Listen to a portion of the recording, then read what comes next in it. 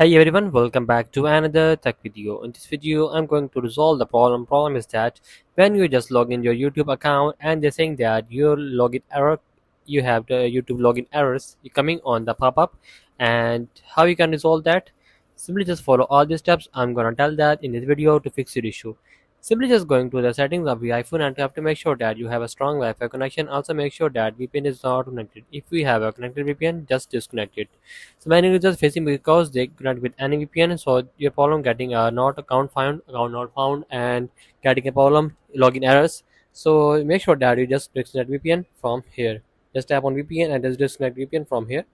After that, just go back and just going to general section and just going to software update and just update the latest iOS version in your iPhone, maybe iPad.